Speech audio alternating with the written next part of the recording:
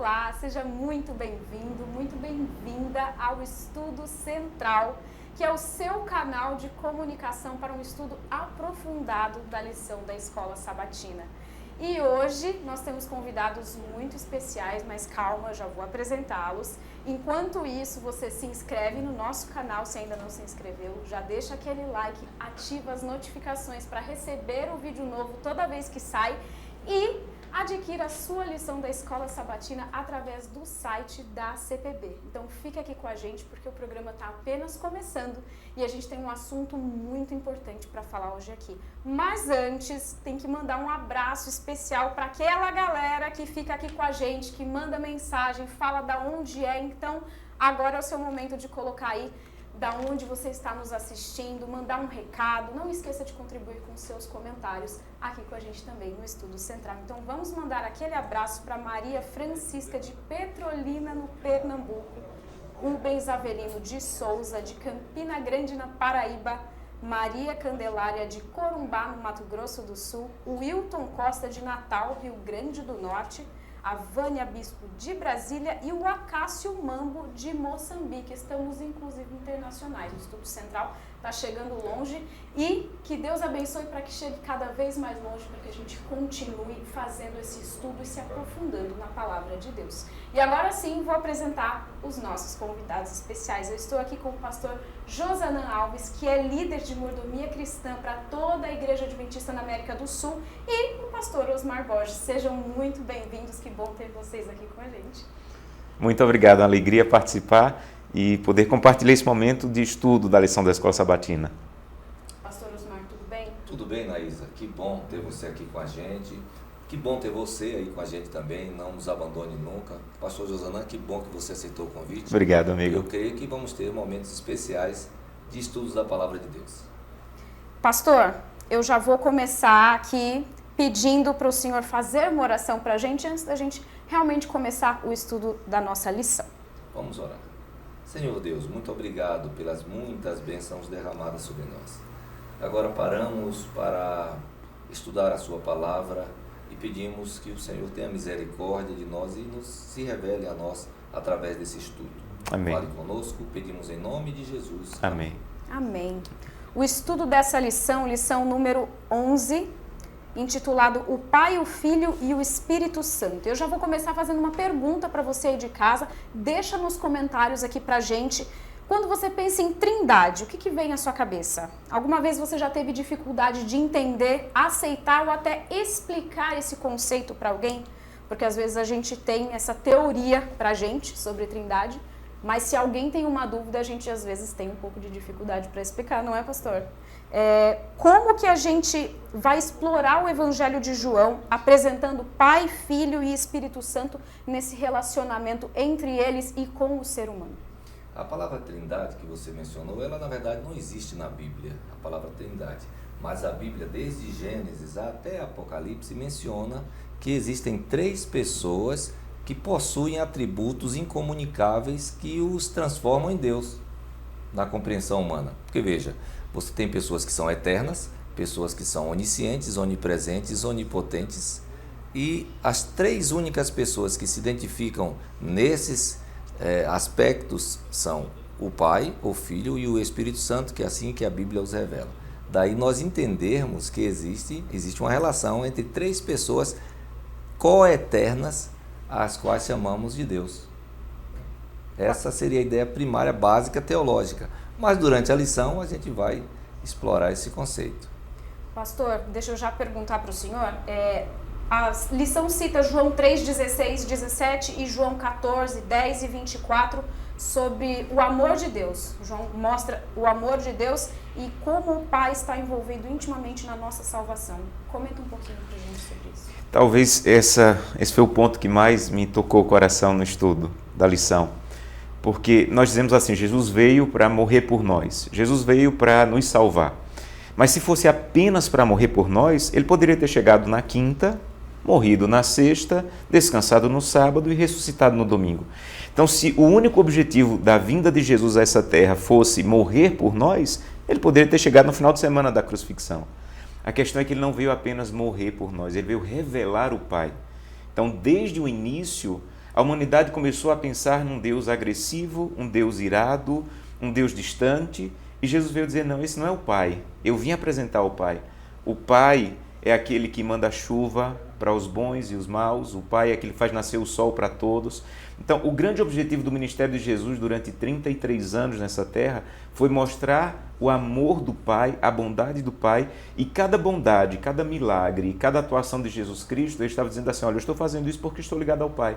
O que eu faço, então, esses textos que você apresentou, eles assim, olha, Deus amou de tal maneira o mundo, mas de tal maneira. Então, todas as vezes que você olhar no espelho, você tem que olhar para alguém que é profundamente amado por Deus. E ele queria que o Pai fosse revelado, o amor e a bondade do Pai fosse revelado. Então, é exatamente o que os textos de João apresentam, a grandiosidade e a profundidade do amor de Deus. E pastor Josunan, Anaísa, e você que está em casa, a Bíblia diz que Deus enviou seu Filho, né? Aqui todos nós temos filhos.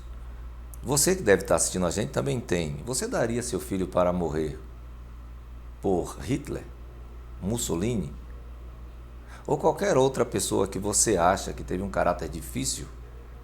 Dificilmente, né? Mas você daria seu filho para morrer por Madre Teresa de Calcutá, Irmã Dulce, ou qualquer pessoa que você acha que tem uma vida que merecesse isso? Dificilmente, né?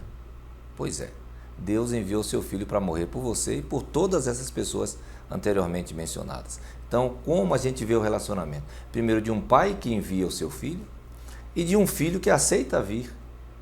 E a gente vê isso na terra, Abraão e Isaac, né? Abraão disse, olha, Deus pediu que você seja sacrificado em prol de um bem maior. E Isaac aceita. Então, para que haja esse tipo de envio, tem que haver uma relação de confiança e de amor. Então, Jesus veio para revelar esse Pai. A Bíblia diz assim, Deus estava em Cristo reconciliando consigo o mundo. E esse resgate que o Pai envia o Filho para fazer, ele já estava mostrado desde a fundação do mundo e desde Adão e Eva. E a gente tem aqui Jesus e o Pai, falando em Gênesis 3, ali 7 a 9, Deus buscando Adão e Eva após o pecado. E o que isso revela sobre o caráter de Deus? Deus ir atrás do homem. Pois é uma maneira de Deus dizer assim, a única maneira de o resgate acontecer é eu me tornando ser humano, falando na sua linguagem, para você entender o amor que eu tenho. Eu li um dia uma história de um pai que morava num apartamento bem pequeno e não podia dar para o filho um cachorro, um gato, não cabia ali. Ele resolveu comprar um aquário com alguns peixinhos ali e disse, olha filhinho, isso aqui é a comida, você vai colocar assim. E o menino queria ter um relacionamento com o peixe do jeito que ele esperava ter com o cachorro e não é possível. E toda vez que ele ia colocar a comidinha para os peixes se escondiam. E ele disse assim, pai, eu não estou gostando, não está certo. Eu estou cuidando deles, eu estou limpando o aquário, estou colocando comida, mas toda vez que eu me aproximo para colocar comida, os peixes se escondem. E o pai disse, filha, porque você é muito grande, eles são muito pequenos. Quando você se aproxima, eles não entendem. Então, só tem um jeito deles entenderem que você gosta deles. Era você se transformar num peixinho, entrar no aquário, falar a linguagem deles e mostrar o amor que você tem por eles. E o pai disse que naquele momento, Deus disse assim, foi isso que eu fiz. Eu vim para o aquário desse mundo, eu me transformei num peixinho para falar a sua linguagem, para dizer, eu estou próximo de você, eu quero resgatar você. Então, quando Deus se aproxima de Adão e Eva, ali naquele momento de perdição, era a maneira dele dizer, por toda a humanidade, eu vou procurar você, onde você estiver, o que você fizer, eu quero resgatar você. E a única maneira disso acontecer era Jesus Cristo se tornando homem, como o Evangelho apresenta e a lição mostra essa semana, e falando a linguagem humana sobre esse amor e resgate de Deus. Isso é apresentado, pastor Naísa, meu amigo, em Gênesis 3:21, quando são confeccionadas roupas de peles no lugar onde não havia morte. Exato. Então Deus diz assim, está vendo? Você vai precisar matar esses animais para que a sua nudez acabe, porque essas folhas de figueiras da sua justiça própria não vão resolver. Então estou lhe dizendo quais serão as implicações do seu ato. Quando você decidiu morrer, você fez a sua escolha, e a minha escolha é morrer por você, porque eu amo você mais do que você se ama. Isso é maravilhoso, né? É o contexto da lição do que João quer dizer, que aquele Deus que criou todas as coisas é o mesmo que se sacrificou e está disposto a morrer por mim e por você. E quanto mais grave o ser humano sentisse isso, né, pastor? Você que está em casa, quanto mais grave a gente perceber o pecado que nos rodeia e que a gente comete, mais importante e especial e essencial vai ser o sacrifício de Jesus e a salvação que Ele nos deu através desse sacrifício.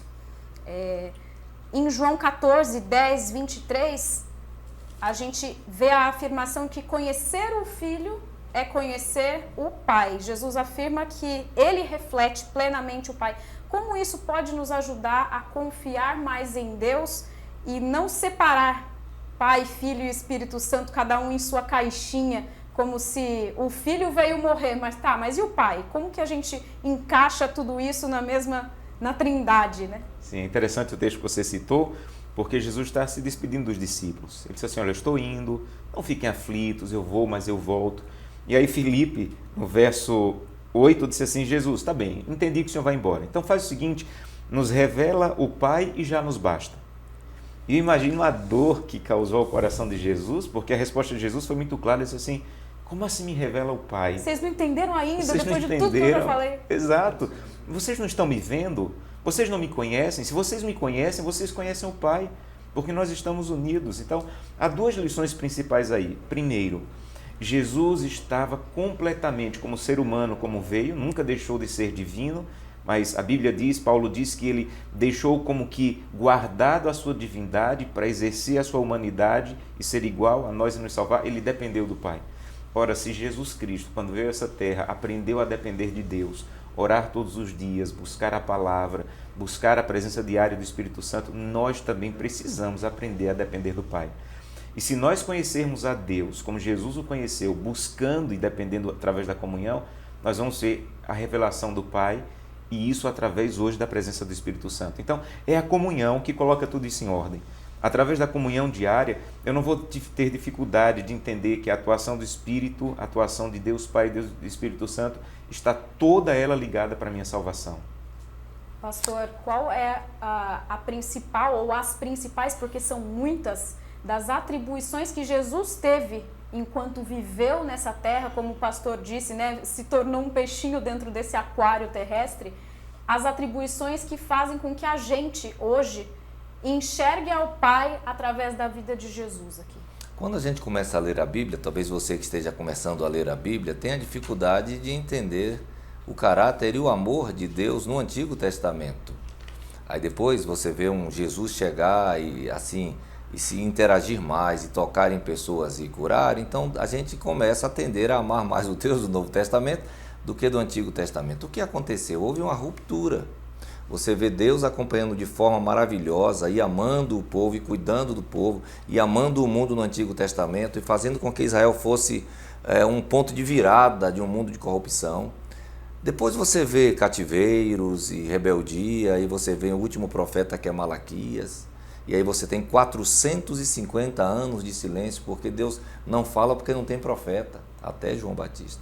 E nesse ínterim, você vê um grupo de pessoas se apropriando da religião, que são os fariseus e os saduceus, e que agora revelam um Deus tirano com medo de voltar ao cativeiro, com medo de sair de Jerusalém. E eles começam a se referir a Deus como alguém que vai punir, que vai castigar.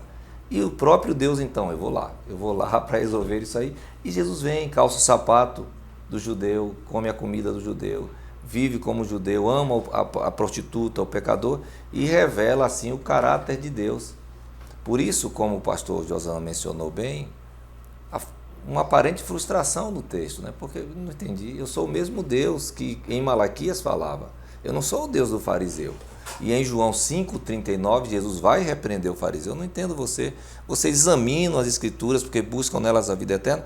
Elas dão testemunho de mim. Eu sou o mesmo Deus e vocês estão longe de mim e não me conhecem. E há um paralelo aqui entre o período intertestamentário que eu citei e o período de cativeiro do Egito. Vai mudar só uns 20 anos, porque foram 430 no Egito e 450 intertestamentários. E a mesma coisa, Moisés encontra com Deus e não sabe quem é Deus. Moisés não conhece mais Deus. Imagina o povo. O homem escolhido não sabe quem é o Senhor. Eu vou falar em nome de quem? Da mesma forma, depois de 450 anos, Israel agora que voltou do cativeiro também não conhecia Deus. E esse é o nosso risco. E a base é o que o pastor Josanã falou. Se eu não tiver relacionamento com ele, eu não vou conhecê-lo. E quando Jesus voltar, ele vai dizer isso a um grande grupo: eu não te conheço, nós não somos amigos. Você não conversa comigo, você não vai na minha casa, você não permite que eu entre em sua casa para os cultos, você não tem interesse em nada do que é meu. Então eu não te conheço. Isso aqui é o grande risco, desenvolver um relacionamento com Deus, que é o que o João está dizendo. Eu preciso me relacionar com Jesus porque ele é Deus. E agora a gente falou de pai, encontrar o pai através do filho, falamos de Jesus, do sacrifício de Jesus, e agora a gente chega no Espírito Santo. João 14, 26, ali João 16, 8 a 11, qual é o papel do Espírito Santo nessa experiência de conversão? Né? A gente falou o papel do pai, papel do filho, qual é o papel do Espírito Santo nesse plano da salvação? Esses dois textos que você citou, eles são centrais para compreender o papel do Espírito. No 14, 26, por exemplo, ele diz assim: mas o Consolador, o Espírito Santo, a quem o Pai enviará em meu nome, ele vos ensinará todas as coisas e vos fará lembrar tudo o que vos tenho dito. E no capítulo 16 é bem conhecido quando ele diz assim: olha, ele vai ensinar vocês, mas ele também vai convencer vocês do pecado, da justiça, do juízo. Então, não há como conhecer a Deus, não há como chegar ao arrependimento necessário para o perdão dos pecados sem a atuação do Espírito Santo em nossa vida.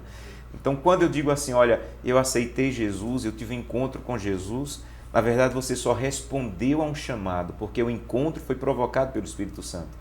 Eu tenho certeza que muitas pessoas que nos assistem agora estão sentindo isso, o Espírito Santo buscando, colocando às vezes uma música, uma pregação, às vezes até a natureza. Eu vi uma pessoa que disse assim: pastor, eu estava tão desesperada, tão aflita, e eu comecei a ver um dia de manhã os passarinhos cantando. Eu nunca tinha percebido direito a beleza dos passarinhos, e Deus estava me dizendo através daquilo: olha, eu amo você, esses passarinhos estão cantando porque há esperança. E aquilo foi o que o Espírito Santo usou naquele momento de desespero.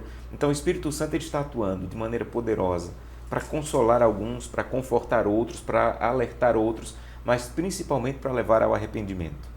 E essa linha, né, se a gente pega um Pai, um Filho e um Espírito Santo, a gente vê a profundidade que Deus está disposto a seguir, a ir para me alcançar. Porque primeiro o Antigo Testamento mostra, após o pecado, um homem separado de Deus e Deus buscando o homem através de uma coluna de nuvem, de fogo, abrindo o mar.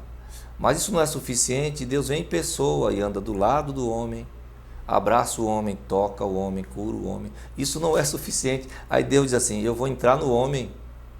Então o Espírito Santo vem para habitar após o batismo em plenitude na vida do homem, para nos convencer do pecado, da justiça e do juízo. Então olha, quão seguro é estar nos braços de Cristo.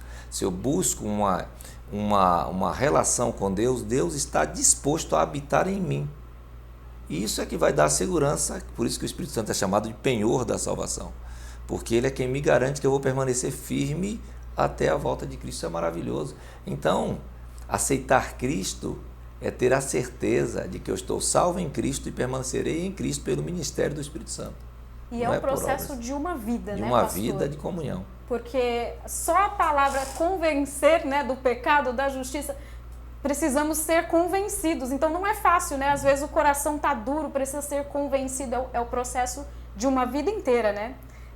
Nós vamos chegar aqui em João 17, que a lição retrata aqui como sendo uma oração cheia de significado. Jesus orou pela humanidade, Jesus orou por você, orou por mim.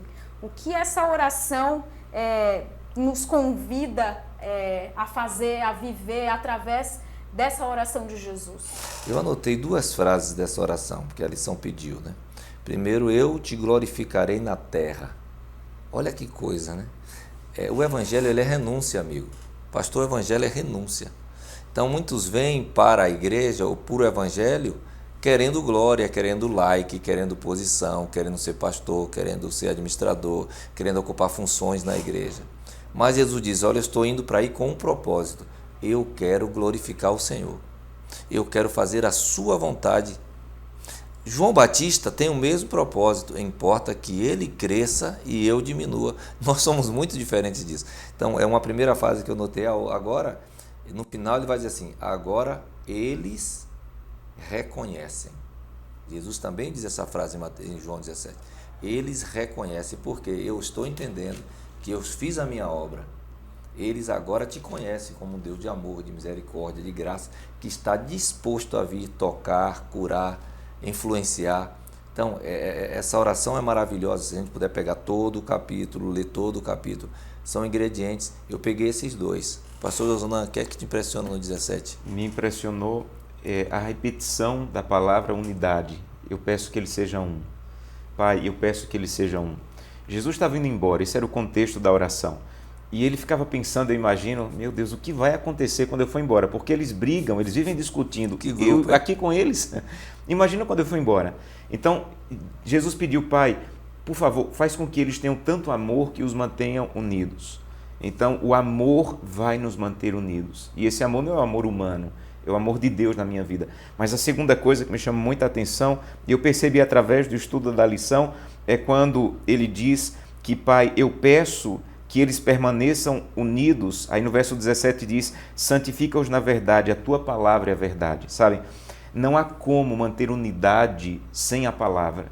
Hoje as pessoas estão querendo buscar a Deus por emoção, por levantar a mão, por dizer glória a Deus, eu te aceito. Mas é esse livro quem vai dizer que caminho eu devo seguir. Eu não devo seguir o que um pastor diz, eu não devo dizer apenas o que a minha tradição religiosa diz. O que vai nos manter unidos a Deus e uns aos outros é a palavra de Deus. Com isso aqui não tem negociação. Martinho Lutero, ele continuava a dizer, olha, eu posso estar unido com todos, desde que não tenha que me colocar contra a palavra. Então eu não quero confusão com ninguém, eu quero estar unido com todos, desde que eu não tenha que estar contra a palavra. Então a unidade que Deus pediu não foi simplesmente unidade, eu abrir mão dos princípios bíblicos para estar unido com outra pessoa, não. Eu vou estar unido à palavra. É a palavra que vai ter que me fazer estar unido com outras pessoas, mas a partir dos princípios revelados na palavra de Deus. O ponto em comum é a Bíblia, né? Existem Exatamente. coisas que a gente já vive numa sociedade totalmente polarizada, numa sociedade que tem dificuldade em concordar, em achar coisas em comum, e nós temos algo em comum. Com os nossos irmãos, na nossa unidade da igreja, a Bíblia é o nosso comum, né, pastor? Com certeza, nosso ponto tem que ser a palavra, porque senão a gente vai continuar fazendo ramificações fora da palavra, o achismo, eu acho isso, eu acho... Sim. E Jesus diz, não, eu vou sair. E realmente era um grupo complicado. Você tinha Pedro, que ora cria, daqui a pouco não cria, você tinha Tomé, que não cria, você tinha um Judas com segundas intenções, e você tinha irmãos brigando por posição. Jesus olhou para terminou o ministério, agora estou indo embora, olhou para aquele grupo assim, vai ficar na mão desse grupo aí. Mas ele sabia que ele deixaria um poder adicional. Então, enquanto eu confiar em mim mesmo, eu não vou conseguir, mas enquanto eu buscar essa unidade com o Espírito Santo e com a igreja, uma coisa vertical e horizontal, o amor reinando no centro, eu vou conseguir me manter firme em fidelidade a Deus e em amor aos meus irmãos também. E não seria diferente se fosse nos dias de hoje, Não né? seria. Jesus encontraria em nós essas mesmas pessoas, pessoas duras de coração, pessoas com dificuldade em perdoar, pessoas com problema com a fofoca, enfim, com várias dificuldades, com problema de crer. Hoje nós temos pessoas até dentro da igreja que estão com dificuldade em crer em verdades fundamentais que estão na palavra. Então, Jesus não encontraria tanta diferença assim se ele estivesse hoje aqui e precisasse deixar o bastão aqui com a gente, ele ia falar, olha, vocês vão precisar do Espírito Santo mesmo, viu, pessoal? E ele deixou, né? E ele deixou o bastão. Exato. E a gente olha, minha gente, e a gente olha, quando a igreja terminar a obra? Aí você fica olhando assim, mas a gente se esquece do poder que está à disposição. Não será nem por força e nem por violência, diz o Senhor, mas pelo meu Espírito. Então Deus vai fazer a obra dele. E o verso 20 do capítulo 17, ele diz assim, e eu não peço, essa oração que estou fazendo por unidade e para que eles fiquem firmes na palavra, ele diz, eu não peço apenas por estes, mas também por todos aqueles que vierem a crer em mim por intermédio da palavra. Então ele está dizendo, Jesus, olha, lá em 2024 vai ter um povo difícil aí, que até vai crer em mim por intermédio da palavra, mas vão ter dificuldade em manter-se unidos na palavra, então Santo Deus ajuda-os também a manter-se unidos. Então essa oração de João 17 é considerada a oração mais ampla da história da humanidade, porque ele estava dizendo, eu estou orando por esses e por todos os que vierem a crer em mim até o final. E é um privilégio a gente se encontrar dentro da Exato. palavra, né? Exato. Infelizmente, o nosso tempo está acabando, então os nossos convidados vão fazer as considerações finais para a gente encerrar o programa de hoje, mas vem muito mais por aí. Então, pastor, em resumo, conhecer o Pai, o Filho e o Espírito Santo e colocar em prática o que a gente entendeu aqui. Conta pra gente um pouquinho. Eu sei que é difícil, talvez para você que esteja conectado conosco, entender o Espírito. Pai, ou você tem, ou ambas as coisas. Filho, você é, ou você tem, ou ambas as coisas. Mas o que é o Espírito? O Espírito é o mesmo Deus que se revelou em 3 maneiras, como Pai, como Filho, como Espírito, e que quer habitar em você. É o Deus que não assumiu uma forma humana, a forma humana como Filho, e que não precisou velar a sua onipresença, e que é capaz de estar em todos os lugares, e Ele quer estar em seu coração neste dia. Então aproveita para ter um relacionamento. Mas como eu conheço? Leia a palavra, estude a palavra, ore a Ele, busque-o com interesse de coração.